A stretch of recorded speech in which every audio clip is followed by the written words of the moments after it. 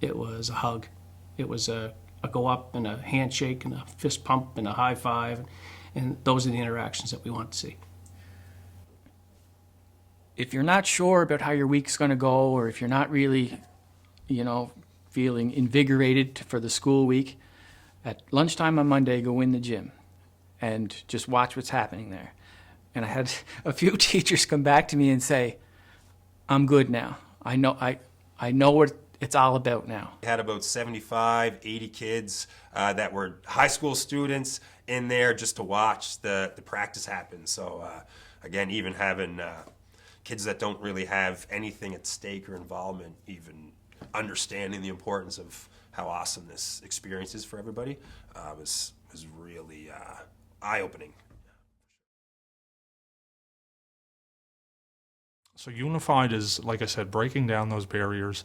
It's taking the athletes that otherwise wouldn't be involved in sport programs, and it's allowing them to have an opportunity to be involved, to be part of a team, to have that team camaraderie, to feel what it's like to, to win a medal or to score a basket or to, get the high five when you made a really good shot or, and every kid deserves that. It's to play unified when we're combined. It's all about us helping each other and getting that team atmosphere and us making them better and them making us better people too.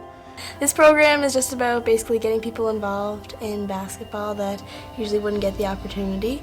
We take it for granted, like kids that are on sports every day, how we get this feeling and we don't even think anything of it, and these kids are probably having one of the best days of their lives. We treat each other as like a family.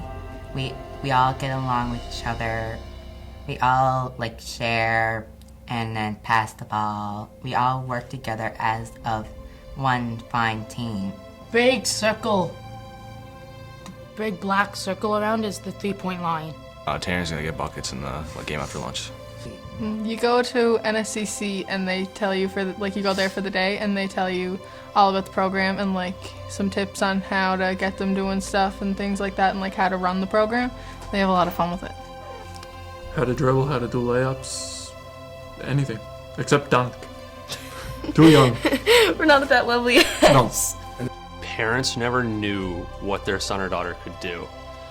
So it's sitting there and watching the kids or watching the participants play basketball and then watching the parents watch the kids play basketball and watching the tears in their eyes and the joy and elation that comes with it.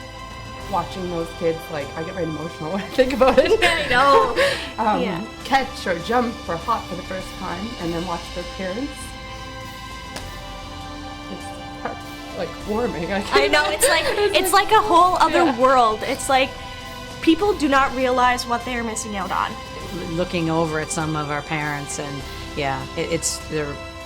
you cherish those moments, right? Looking at some of their faces and for them to see their sons and daughters wear a school uniform and be so proud and be so happy out there and high-fiving. I mean, that's, every kid, every person wants to be part of something and feel like they're part of something with other people, right? Ian's siblings, he has a twin, and he also has an older sister, and both played sports at Beck here. And so it had a great meaning for Ian participating in this tournament because he, for 7 years, when his other siblings were playing on sports teams here at the school, he was always asking, when am I going to play? Did I make the team? And so when we heard about the Unified program, he honestly, he said, I made the Cobalt team. I made the Cobalt team. He was so pumped. And of course we said, yes, you did. And this, leading up to this, every person that he ran into, he would say to me, tell them, Mom, tell them. And it was all about today. It was just incredible, the excitement in our house. This tournament meant more to him than graduating from Beck. It really did. And the interaction showed that they have a responsibility to be a better student, and they have a better responsibility to be a better citizen. And those were conversations that I had after our assembly. And when I heard those things, I knew we were on the right track. It was very clear that this was something that we should be involved in. And I think what really exceeded my expectations was our student performance from our volunteers.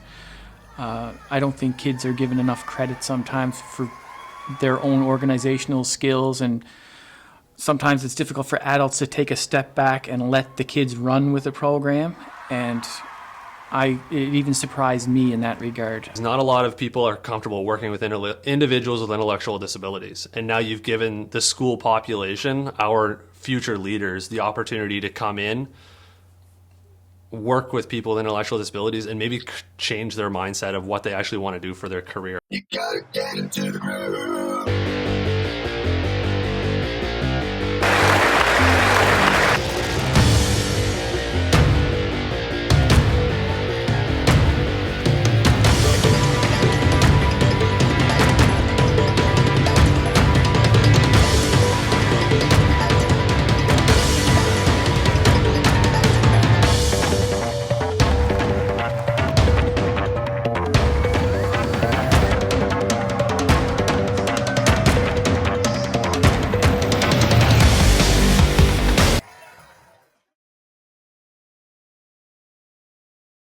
Be students at CBU and students at our high school that go away, but they'll always come back, and there'll always be an opportunity to be a part of Special Olympics. In Capers Athletics, we talk about creating champions in the classroom, on the field of play, but also in the community. The girl that's really kind of taken the flag and ran with it is Allison Keogh, and Allison's a homegrown for Miriam Bridge, and what she's been able to do has just been fantastic.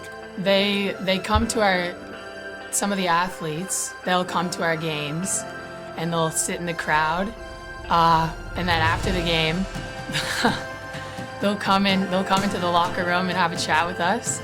And one athlete, after every game, he comes into the locker room and he says, "Allison, he just works, he's so hard out there." He goes, you need to pass the ball more." He goes, "You're taking all the shots." So it's always funny to have them come in after the game and just carry on. Being involved with Special Olympics, it really brings it back, and it puts it into perspective for you. You're just out there playing the game and everybody's having fun. I mean, we've been to multiple Special Olympics practices, all 12 of us. We've recruited some of the guys' basketball team, like 4 or 5 of them, so they come too. And the past 2 years, we've ran a 2-day camp at CBU, where all the Special Olympics athletes would come.